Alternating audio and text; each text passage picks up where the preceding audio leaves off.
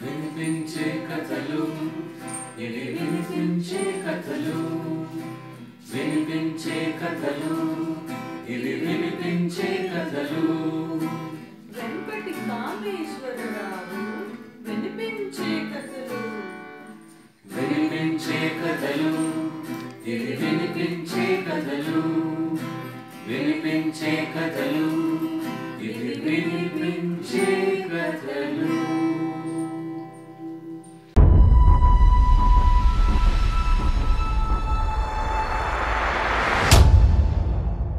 వినిపించే కథల ఆత్మీయ శ్రోతలకు సాదర స్వాగతం. ఈనాటి 903వ వినిపించే కథ వీకే 903 అస్తిత్వం వింటారు. కలం శ్రీమతి లలితావర్మ, గళం శ్రీ వెంపటి కామేశ్వరరావు. లలితావర్మగా పరిచితులైన రచయిత్రి శ్రీమతి లలిత కుమారి విశ్రాంత ఉపాధ్యాయుని. ఒక కథల సంపుటి, 3 నవలలు, ఒక కవితా సంపుటి వారు వెలువరించారు. దాదాపు 16 కథా కవితా సంకలనాల్లో వారి రచనలు చోటు చేసుకున్నాయి. వారి రచనలు పలు అంతర్జాల పత్రికలలో, అచ్చు పత్రికలలో ముద్రించబడ్డాయి. వారి యూట్యూబ్ ఛానల్స్లో వినిపించబడ్డాయి. గిడుగు రామమూర్తి జాతీయ పురస్కారం, విశ్వ సాహితీ ట్రస్ట్ వారి పురస్కారం, అమృతలత అపురూప అవార్డు, కొలకలూరి ఇనాక్ గారి జాతీయ పురస్కారం, ఎన్టీఆర్ స్మారక జాతీయ పురస్కారం వంటి పురస్కారాలు, ప్రశంసా పత్రాలు పొందారు. తెలుగు భాష ఆచంద్ర తారార్కం వెలుగొందాలని, సమాజంలో మానవ సంబంధాలు మెరుగుపడాలని, నైతిక విలువలు పెంపొందాలని తమ ఆకాంక్ష అంటున్న రచయిత్రి శ్రీమతి లలితావర్మ గారి కథ ఇప్పుడు విందాం.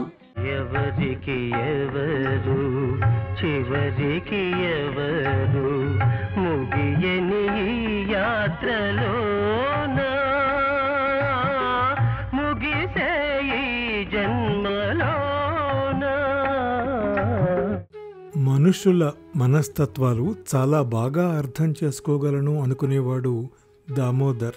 తాను పొరపాటు పడ్డానని, విభిన్న పరిస్థితుల్లో సమయానికి తగినట్టుగా మనుషులు ఆలోచిస్తారని, స్వప్రయోజనాలు ఆశించి మనుషుల ఆలోచనలు ప్రవర్తన ఉంటాయని దామోదర్ తెలుసుకునే నాటికి అంతా అయిపోయింది. జీవితం ముగిసిపోయింది.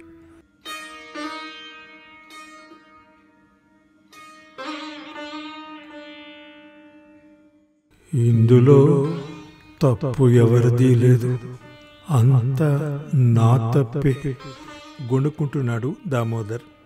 ఏ సమయంలోనైనా చక్కని వస్త్రధారణతో హుందాగా కనపడే 6 అడుగుల అందగాడు దామోదర్ ఇతనేనా అనుకునేలా ఉన్నాడిప్పుడు. 50 ఏళ్ల దామోదర్ సన్నగా, పీలగా, మాసిన గడ్డం, నలిగిన షర్టు, అస్తవ్యస్తంగా కట్టుకున్న గళ్ళలుంగి, సంస్కారం లేని జుట్టుతో 60 పైబడినట్లే కనిపిస్తున్నాడు. అతన్ని బాగా తెలిసిన వారు అయ్యో ఎలాంటి వాడు ఎలా అయిపోయాడు అనుకోకుండా ఉండలేరు. కిళ్ళీ కొట్టు దగ్గర బెంచి మీద కూర్చుని ఉన్నాడు దామోదర్. ఇంతకు మునుపు దామోదర్ రాగానే అతనికి కావలసిన సిగరెట్టు, పాను సిద్ధం చేసి అందించే కిళ్ళీ కొట్టు సాదిక్ ఇప్పుడు దామోదరుని చూడనట్లే ప్రవర్తిస్తున్నాడు. దామోదర్ సిగరెట్టు, పాను ఎప్పుడో మానేశాడు. అయినా అలవాటు ప్రకారం ప్రతిరోజు కాసేపు ఆ కిళ్ళీ కొట్టు దగ్గర కూర్చుంటాడు. ఈరోజు అలాగే కూర్చుని వచ్చేపోయే వారిని చూస్తున్నాడు. పక్కనే నాలుక బయటకు చాపి డొక్కలు ఎగబీలుస్తూ మట్టిలో కూర్చుని తనలాగే వచ్చేపోయేవారిని చూస్తున్న గ్రామసింహాన్ని చూస్తున్నాడు. చూస్తూ దాని తలపై చేత్తో నిమిరాడు. అప్పుడది నాలుక నోటి లోపలికి పోనిచ్చి తల నేలకాంచి కుయ్యమంటోంది. దామోదర్కి నాగమల్లి గుర్తొచ్చింది. నాగమల్లి గుర్తు రాగానే తప్పు నాదే, తప్పు నాదే అని గొణుక్కుంటున్నాడు. కాసేపు అలా గొణిగి ఇంటికెళ్ళి సరాసరి మేడ మీద గదిలోకి వెళ్ళాడు. అక్కడున్న దివాన్ పైన పడుకున్నాడు. పడుకుని గదిలో మూలన దుమ్ము కొట్టుకుపోయిన హార్మోనియం పెట్టెని, తబలా, సితారుని చూశాడు. అప్పుడు అతనికి రాధాబాయి గుర్తొచ్చింది. ఆ రోజు గుర్తొచ్చింది. ఆ రోజు అతని జీవితాన్నే మార్చేసిన రోజు. గతంలో నుండి ఆ ఒక్క రోజుని తొలగించి వేయగలిగితే ఇప్పుడు తన జీవితం మరోలా ఉండేది అనుకున్నాడు. ఆ రోజు రెహమాన్ చాచా అతన్ని వెంట పెట్టుకుని అతను ఎన్నడూ చూడని చోటుకు తీసుకెళ్లాడు. కోటలాంటి ఇంట్లో 4-5 విశాలమైన గదులు దాటి లోపలికి వెళ్ళాక అంతఃపురంలా ఉన్న ప్రదేశంలోకి చేరుకున్నాడు. తల పూర్తిగా ఎత్తకుండానే కళ్ళింత చేసుకుని చుట్టూ చూశాడు దామోదర్. అందమైన నక్షీలు చెక్కిన కర్ర వస్తువులు, గోడలకు వేలాడుతున్న పెయింటింగులు, మునిపెన్నడూ చూడని కళాఖండాలు తన్మయుడై చూస్తున్న దామోదర్ని రెహమాన్ చాచా ఎక్కడ దొరికాడు ఈ బుద్ధిమంతుడు అనే మాటలు విచలితుణ్ణి చేశాయి. కొద్దిగా తలెత్తి చూశాడు. భుజం మీదుగా వేలాడుతున్న జిలుగు దుపట్టా చివరని ముడివేస్తూ విప్పుతూ విలాసంగా తన వైపు చూస్తున్న ఆవిడ అందం దామోదరుని సమ్మోహితుణ్ణి చేసింది. ఆ కంఠస్వరం వినగానే దామోదరులో ఏదో తుళ్ళింత కలిగింది. అలా అని అది కోకిల స్వరమేమీ కాదు. మత్తు నిండిన కంఠస్వరం, మత్తెక్కించే కంఠస్వరం. ఆ మత్తులో మైమరిచి ఉన్న దామోదర్, ఏ ఊరికెల్లో వీళ్ళ తండ్రి బతికిచ్చిండట బేటీ అంటూ తనని మోచేత్తో పొడుస్తూ, ఏ ఊరు బై అని రెహమాన్ చాచా అడగడంతో తెప్పరిల్లి శ్రీకాకుళం అని చెప్పాడు. ఏం కావాలి? మత్తెక్కించే గొంతులో కాస్త గంభీరత్వం. సెంట్రింగ్ పని చేస్తాడట రెహమాన్ సమాధానం. కాంట్రాక్టర్ నరసింగరావు దగ్గర తీసుకుపో, ఇగడకెందుకు పట్టుకొచ్చినావు? ఈసారి ఆ కంఠంలో ఆజ్ఞాపూర్వక ప్రశ్న. హార్మోనియం తబలా మస్తు వాయిస్తాడు బేటీ, గానా బే అచ్చా గాతా హై, ఆవాజ్ బహుత్ ఖూబ్సూరత్ హై. హిందుస్థానీ సంగీతకారిణి అయిన ఆవిడని ప్రభావితం చేసే సమాధానం అది. ఒక అడుగు వెనుదిరగబోయి అచ్చా అంటూ ఆగి ఒక్క క్షణం తర్వాత ఒక అడుగు ముందుకు వేసి నఖశిఖ పర్యంతం పరిశీలనగా చూసింది. రేపటి నుండి సెంట్రింగ్ పనికి రమ్మను అంటూ దుపట్టా కొసని విలాసంగా తిప్పుతూ కాలి మువ్వలు సడిచేస్తుండగా పరదా చాటున గదిలోకి వెళ్ళిపోయిందావిడ. ఆవిడే రాధాబాయి. ప్రఖ్యాత హిందుస్థానీ సంగీత విద్వాంసుడు రుక్మాజీ ఏకైక కుమార్తె. హిందుస్థానీ సంగీతాలాపనతో తన వయ్యారంతో హైదరాబాద్ సంగీత ప్రేమికులను ఉర్రూ తొలగిస్తున్న రాధాబాయి.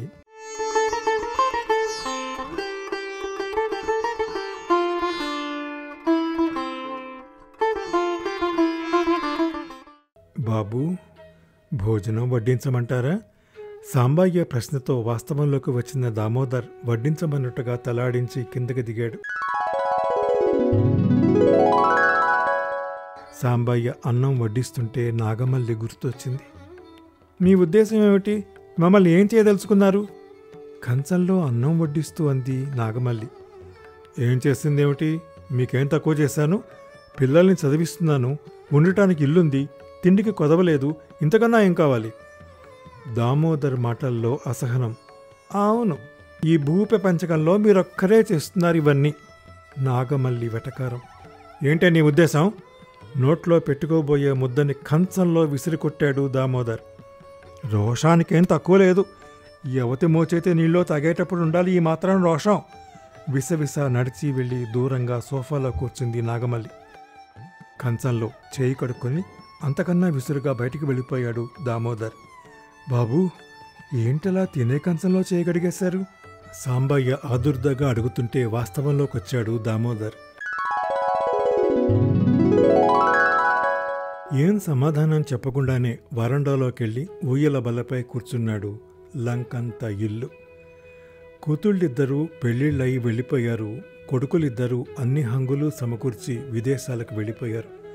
ఆ సౌధంలో తనను కనిపెట్టుకుని సమయానికి తిండి పెట్టే సాంబయ్య అంతే. తను కోరుకున్నది ఏకాంతం, దక్కింది ఒంటరితనం. ఏకాంతం కొరకు పడిన సంఘర్షణ ఫలితమే ఈ ఒంటరితనం. దామోదర్కి ఈ పరిస్థితి దాపురించడానికి జరిగిన సంఘటనలు ఇవి. సెంట్రింగ్ పనిలో ఉన్న దామోదర్, "మ్మ్, పని బాగానే చేస్తున్నావు" అనే మాటలు వినబడగానే తిరిగి చూశాడు. ఎదుట రాధాబాయి తలకు చుట్టుకున్న తుండుగుడ్డను తీసి మడిచి చేతులు కట్టుకుని, "సలాం బేగం సాయిబా" అంటూ అభివాదం చేశాడు దామోదర్.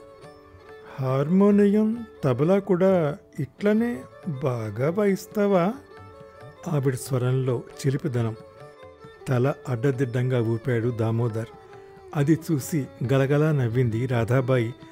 ఆ నవ్వుల సవ్వడి జలతరంగిణి నాదంలా మయమరిపింపజేసింది దామోదర్ని. దామోదర్ పనిలో చేరి అప్పటికి నెల రోజులైంది. 3 అంతస్తుల భవన నిర్మాణం జరుగుతోంది. రాధాబాయి స్వయంగా డిజైన్ చేసి ఎంతో ఇష్టంగా కట్టించుకుంటున్న ఇల్లు అప్పుడప్పుడు స్వయంగా పర్యవేక్షిస్తోంది. రాధాబాయి పాటకు మెచ్చి నవాబుల సంతతివాడైన ఘయాసుద్దీన్ కానుకగా ఇచ్చిన స్థలం అది. ఇటీవలే అతను చనిపోవడంతో అతని జ్ఞాపకంగా ఆ ఇల్లు కట్టించుకుంటోందిట. తన చుట్టూ ఉన్నవాళ్ళు అనుకుంటూ ఉండగా దామోదర్ చెవిన పడిన మాటలు. "ఆ శ్యామ్కో ఏక్ బార్ ఘరాజా" ఆజ్ఞాపూర్వకంగా ఉంది ఆ పిలుపు. సరేనని తలూపాడు దామోదర్. సాయంత్రం రాధాబాయి ఇంటికి వెళ్ళేసరికి రహమాన్ చాచా ఎదురొచ్చి, "రాబోయిరా, నీ దశ తిరిగిపోతుంది" అంటూ లోపలికి తీసుకుని వెళ్ళాడు.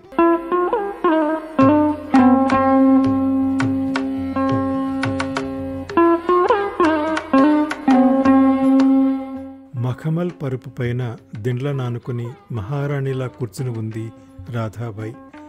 40 ఏళ్ల ప్రౌఢ నడి వయసును దాచేస్తూ పరిపూర్ణమై మరింత సొగసును సంతరించుకున్న యవనవతిలా రాధాబాయి. కళ్ళు తిప్పుకోలేని అందం ఆమెది. పక్కనే సితార్, సారంగి, షహనాయి వాద్యకారులు కూర్చుని ఉన్నారు.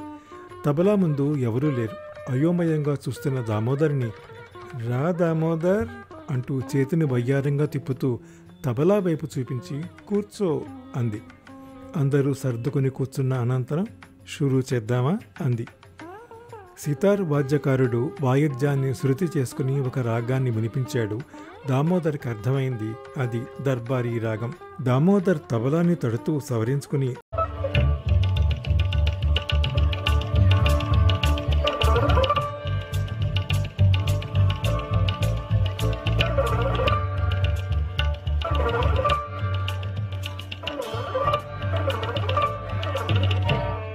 రాగానికి అనుగుణంగా ముగిస్తున్నాడు.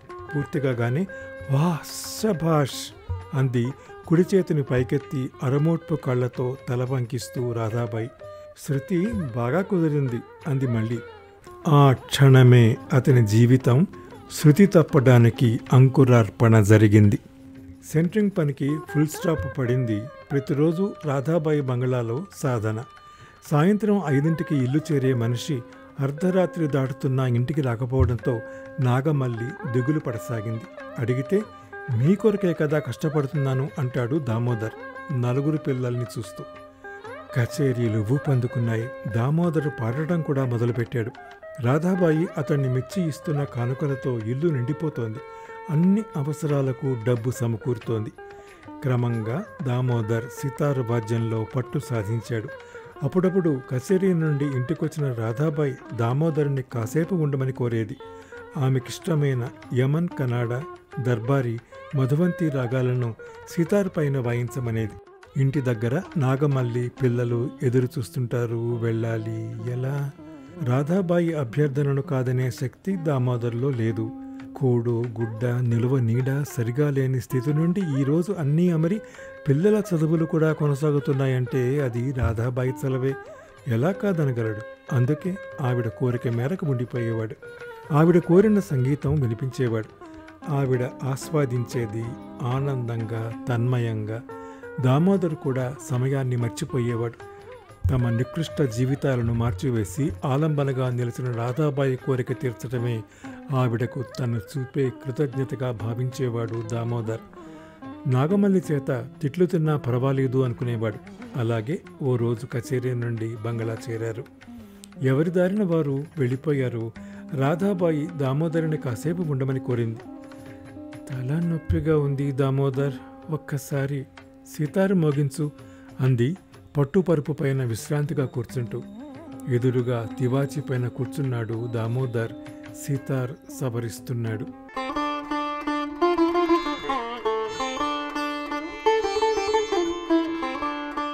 అరమోట్పు కళ్ళతో దామోదరుని చూస్తూ, నీ చేతి వేళ్ళు ఎంత అందంగా కదులుతున్నాయి దామోదర్, బహుత్ ఖూబ్.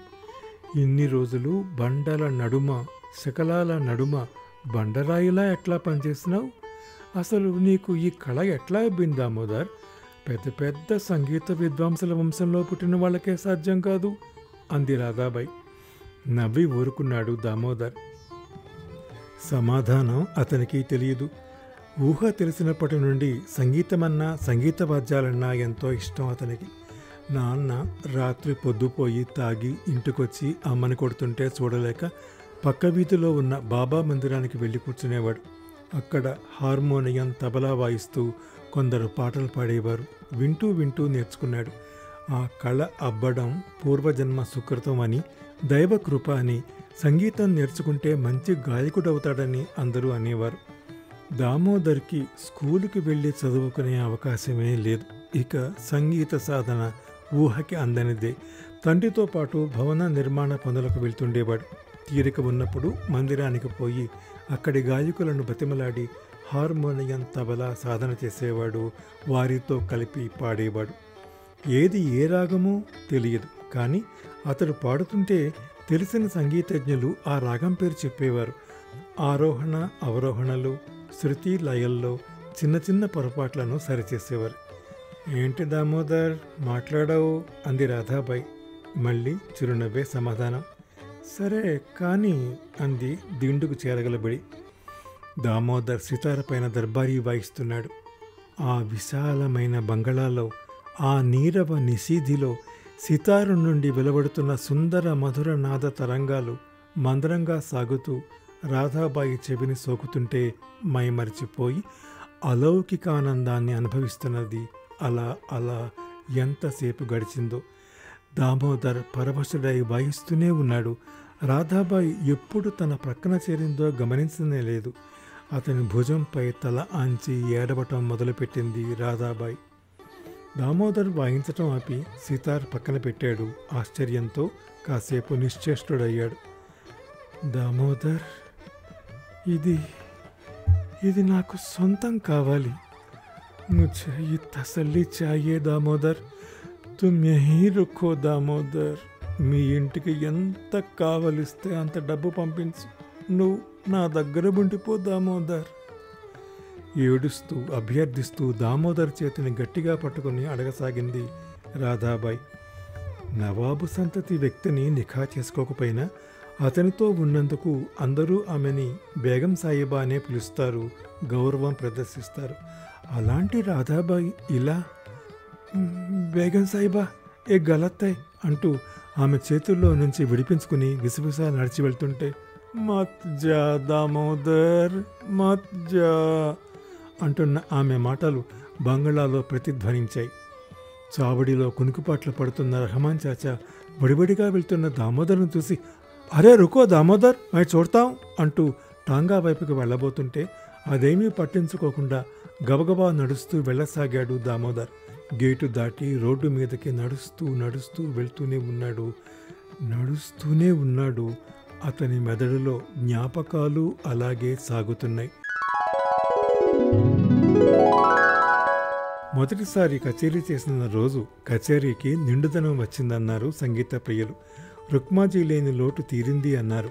రుక్మాజీలా దర్బారీ రాగం ఆలపించి మెప్పించాడు ప్రేక్షకులని. క్రమంగా కచేరీలు ఎక్కువయ్యాయి. యమన్ రాగాలాపన చేశాడంటే ఎంతటి మనఃక్లేశాలున్న వారినైనా ప్రశాంతత ఆవహించేది. యువతలో శృంగార రసభావన పెళ్ళుబుకేది. ఆ భావన రాధాబాయిలోనూ కలగసాగిందని దామోదర్ గ్రహించలేదు. ఇప్పుడు ఒక్కొక్కటిగా గుర్తురాసాగాయి. కచేరీకి విచ్చేసిన ఎంతోమంది ప్రముఖ స్వర వాద్య సంగీతకారులు చుట్టూ కూర్చుని ఉండగా రాధాబాయి తనకి మాత్రమే తమలపాకుల చిలకలను స్వయంగా ఇవ్వడం, అతడు అడగకుండానే అవసరాలు కనిపెట్టి డబ్బు సహాయం చేయడం, సితార్లోనూ కర్ణాటక సంగీతంలోనూ ప్రత్యేక శిక్షణ ఇప్పించటం, ఇవన్నీ తన ప్రతిభను గుర్తించి చేస్తున్న ప్రోత్సాహంగానే భావించాడు. కానీ అతగాడికి తెలియదు రాధాబాయికి తనంటే ఫిదా అని. రాధాబాయి కంటి చూపు కొరకు పడిగాపులు కాసేవాళ్ళు ఉన్నారు. ఆవిడ పలకరిస్తే చాలని తప్పించేవాళ్ళు ఉన్నారు. ఆవిడ అందం అలాంటిది, ఆవిడ వయ్యారం అలాంటిది, అంతకన్నా ఆవిడ స్వరం అలాంటిది. గొంతెత్తి రాగాలాపన చేస్తుంటే తన్మయం చెందని మనిషి ఉండడు. అలాంటి రాధాబాయి అందరినీ కాదని తన పట్ల ఎక్కువ శ్రద్ధ చూపటం ఎందుకో ఇప్పుడే అర్థమైంది దామోదర్కి. అంతులేని ఆలోచనలు చుట్టుముట్టిన అతని పాదాలు అసంకల్పితంగానే అతన్ని ఇల్లు చేర్చాయి. తొలి సంధ్య కాంతులు గగనవీధిలో వ్యాపిస్తుండగా ఇల్లు చేరిన భర్తను నాగమల్లి చెడామడా తిట్టేసింది. పరుష పదాలతో రాధాబాయిని దామోదరుని కలిపి తిట్టింది, ఏడ్చింది, నెత్తి బాదుకుంది, ఏడ్చి ఏడ్చి దగ్గడం మొదలుపెట్టింది. దామోదర్కి తల తిరిగిపోతోంది. నాకు ఏకాంతం కావాలి, నేను ఎవరినీ భరించలేను, రాధాబాయి కోరిక తీర్చలేను, నాగమల్లిని సముదాయించలేను, నాకు ఏకాంతం కావాలి, నాకు ఏకాంతం కావాలి. అతని మనసు ఘోషిస్తోంది. మేడ మీద గదిలోకెళ్ళి తలుపులు మూసుకున్నాడు. కింద నుండి నాగమల్లి ఏడుపు సన్నగా వినబడుతోంది. వారం రోజులు గడిచాయి. దామోదర్ ఇల్లు దాటి బయటకు వెళ్ళలేదు. తన సాధింపు బాగా పనిచేసిందని సంతోషపడింది నాగమల్లి. దామోదర్ బంగళా వైపుకే రావడం లేదని దిగులు పడసాగింది రాధాబాయి. ఆమెలో విరహ వేదన అధికం కాసాగింది. మరో 4 రోజులు గడిచాయి. ఇదివరకే కాంట్రాక్టు కుదుర్చుకున్న కచేరీకి సమయం దగ్గర పడుతోంది. రాధాబాయి ఆ విషయం రహమాన్ చాచాతో చెప్పి పంపింది. కుదుర్చుకున్నది చాలా పెద్ద కాంట్రాక్ట్. పెద్దవారు ఆహ్వానితుల్లో ఉన్నారు, చేయక తప్పదు. ఆ విషయం నాగమల్లికి వివరించి ఆమెను ఒప్పించడం చాలా కష్టమైంది. దామోదర్ అదే ఆఖరి కచేరీ అని రహమాన్ చాచాతో చెప్పి మరీ వెళ్ళాడు. బంగ్లా చేరుకున్నాడు. రాధాబాయి ఏమీ జరగనట్లే ప్రవర్తించింది. సాధన మొదలైంది. ఎప్పటిలాగే పాన్ను తానే స్వయంగా దామోదర్కి అందించింది. సంగీత సాధన జరిగినన్ని రోజులు ఆవిడే స్వయంగా పాన్ అందించేది.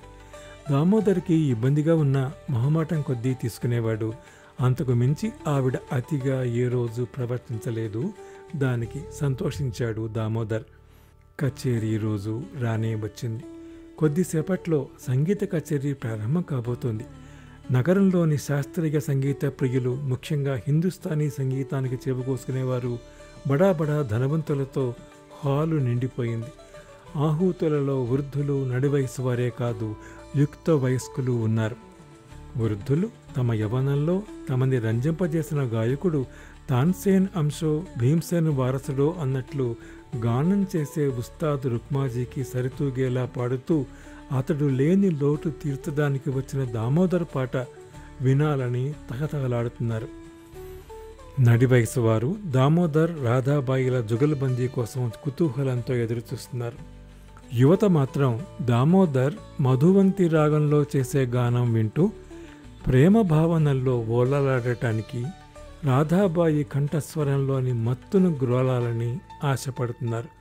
వారికి ఆ మత్తు ఇచ్చే కిక్కు ఏ కాక్టైల్ వల్ల రాదని నమ్మకం. పైగా ఆవిడ హొయలు, కరవిన్యాసం చూసి తీరవలసిందే. ఆ షర్బతీ కన్నుల్లో ఒక్కసారి మనకేస్తే చాలు అనుకునేవారే ఎక్కువ. అంతలో తెర తొలగింది. తమ కళ్ళ ముందు వేదిక మధ్యలో పట్టుపరుపు పైన వయ్యారంగా ఆసీనురాలై ఉంది రాధాబాయి. శిరస్సుపై నుండి భుజాల మీదుగా వేలాడుతున్న జిలుగు మేలి ముసుగు, ముక్కున ధరించిన ముత్యపు ముక్కెర, చేతుల నిండుగా వన్నెల గాజులు, తాంబూలంతో పండిన పెదవులు చిరునవ్వుతో విచ్చుకున్నప్పుడు తళుక్కుమనే పలువరస. ఆ అందానికి సమ్మోహితులు కానివారు ఉండరు. ప్రేక్షకులు కన్నుల అర్పట మర్చిపోయి చూస్తున్నారు. పక్కనే కూర్చున్న దామోదర్ హుందాగా చూపరులకు గౌరవభావం కలిగేలా ఉన్నాడు. వారికి 2 పక్కల వివిధ సంగీత వాద్యకారులు. చెవులు రెక్కించి వింటున్నారు అందరూ. కళ్ళప్పగించి చూస్తున్నారు అందరూ. వాద్య సంగీతం ప్రారంభమైంది. దామోదర్ ముందుగా రాగాలాపన చేయాలి. సిద్ధమయ్యాడు దామోదర్. గొంతెత్తి యమన్ రాగాన్ని ఆలపించబోయాడు. కంఠంలో ఏదో అడ్డుపడినట్లయింది. గొంతు సవరించుకొని మళ్ళీ రాగం తీయబోయాడు. తన కంఠం తన స్వాధీనంలోకి రావడం లేదు. మరలా ప్రయత్నించాడు.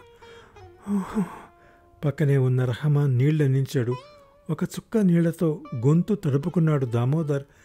మళ్ళీ గొంతెత్తాడు. లాభం లేకపోయింది. గొంతు పెగలడం లేదు. ఆలాపన సాగడం లేదు. ముచ్చెమటలు పట్టేస్తున్నాయి. రాధాబాయి స్థాణువులా చూస్తుండిపోయింది. వాద్యకారులు కిం కర్తవ్యం అనుకోకుండా, సభ రసాభాస కాకుండా ఉండేందుకు వాద్య సంగీతం ఆపకుండా వినిపిస్తూ ప్రేక్షకులకు సందేహం కలగకుండా ఉండేలా జాగ్రత్త పడుతున్నారు. దామోదర్ ఎంత ప్రయత్నం చేసినా గొంతు పెగలడం లేదు. ఇంతలో కడుపులో విపరీతమైన బాధ కలగసాగింది. తట్టుకోలేకపోయాడు. లేచి స్టేజ్ వెనక్కి వెళ్ళిపోయాడు. వెనకాలే రెహమాన్ చాచా పరిగెత్తాడు. దామోదర్ బాధ తట్టుకోలేక కూలబడిపోయాడు. రెహమాన్ చాచా అతన్ని టాంగాలో వేసుకుని దవాఖానాకు తీసుకెళ్ళాడు. అతన్ని పరీక్షించిన వైద్యులు తేల్చి చెప్పిన విషయం అతనిపై విషప్రయోగం జరిగిందని, దాని ప్రభావం నెమ్మదిగా ఉంటుందని, ఇదివరకులా అతడు పాడలేడని, శరీరంలో ఒక్కొక్క అవయవం నెమ్మదిగా తమ శక్తిని కోల్పోతుందని. రెహమాన్ చాచా కన్నీటి పర్యంతమయ్యాడు.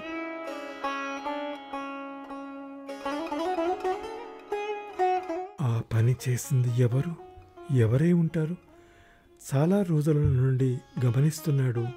బేటీ దామోదర్ పైన ఎక్కువ శ్రద్ధ చూపిస్తోంది. అది షహనాయి వాద్యకారుడు రఫీకి అస్సలు నచ్చటం లేదనే విషయం. పాన్ తయారు చేయించేది కూడా రఫీనే. ఈ పని వాడే చేసి ఉండొచ్చు. ఈ విషయం బేటీతో చెప్పాలి అనుకున్నాడు రెహమాన్ చాచా. డాక్టర్ చెప్పిన విషయం విన్న దామోదర్కి ఓ రోజు నాగమల్లి ఏడుస్తూ అన్న మాటలు గుర్తొచ్చాయి. ఏ మందో పెట్టి మీ గొంతు పొయ్యేలా చేస్తే గానీ మీకు బుద్ధి రాదు. ఆ మాటలే చెవుల్లో మారుమోగుతున్నాయి దామోదర్కి. నాగమల్లి ఇంత పని చేసిందా? కోపం, బాధ, ఇక తను పాడలేననే వేదన. నాగమల్లిపై కసి పెరగసాగింది అతనిలో. దవాఖానా నుండి విడుదలై ఇంటికెళ్ళాడు. నాగమల్లితో మాట్లాడటం మానేశాడు. నాగమల్లికి భర్త ఇంటి పట్టునే ఉంటున్నాడనే సంతోషం ఆవిరైపోయింది. తన చేత్తో మంచినీళ్లు కూడా ముట్టడం లేదు. మాట లేదు, పలుకు లేదు. మేడ మీద గదిలోనే తిండి, నిద్ర అన్నీ. సాంబయ్య పెడితేనే తింటాడు. ఏ అవసరమున్నా పిల్లలు వెళ్ళి అడగాల్సిందే. నాగమల్లికి దగ్గు ఎక్కువైంది. ఓ రోజు దగ్గి నోటి వెంట రక్తం రావడంతో పిల్లలే దవాఖానాకు తీసుకెళ్లారు. టీబీ అని తేలింది. ముదిరిపోయింది. ఊపిరితిత్తులు బాగా పాడయ్యాయి. లాభం లేదన్నారు డాక్టర్లు. విషయం తెలిసిన దామోదర్ పట్టించుకోలేదు. డబ్బులు ఇస్తాను, వైద్యం చేయించుకోమన్నాడు పిల్లలతో. పెళ్ళిళ్ళయి వెళ్ళిపోయిన ఇద్దరు కూతుళ్ళు అలా వచ్చి చూసి ఇలా వెళ్ళిపోయారు. కొడుకులిద్దరూ ఆసరికే అమెరికా వెళ్లే ఏర్పాట్లు చేసుకుని వీసా రాగానే వెళ్ళడానికి సిద్ధంగా ఉన్నారు. ఆమె ఆరోగ్యం క్షీణించసాగింది. దామోదర్ మనసు కరగలేదు. భర్త చేతుల్లో కన్ను మూయాలనే కోరిక తీరలేదు. నాగమల్లి కొడుకు వడిలో కన్ను మూసింది.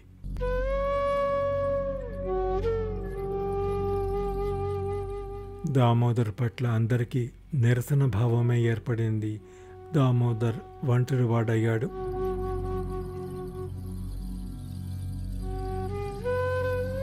రహమాన్ చాచా రాధాబాయికి ఎప్పటికప్పుడు దామోదర్ ఇంటి సంగతులు చేరవేస్తున్నాడు. అది ఆవిడ ఆజ్ఞ. అన్ని విషయాలు విని వికటాట్టహాసం చేస్తున్న రాధాబాయిని చూసి విస్మయం చెందాడు రహమాన్ చాచా.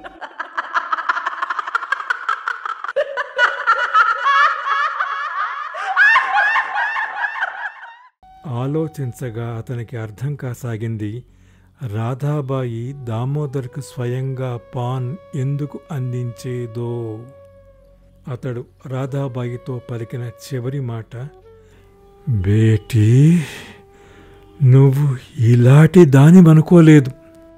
ఆ రాత్రే రాధాబాయి ఆత్మహత్యకు పాల్పడింది.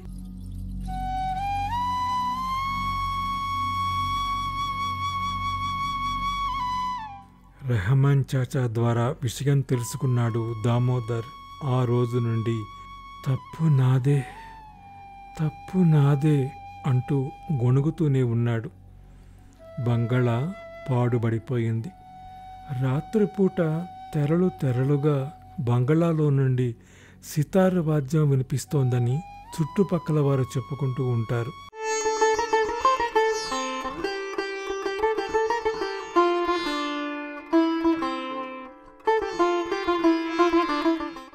ఎవరికి ఎవరు చివరికి ఎవరు ముగియని యాత్రలోన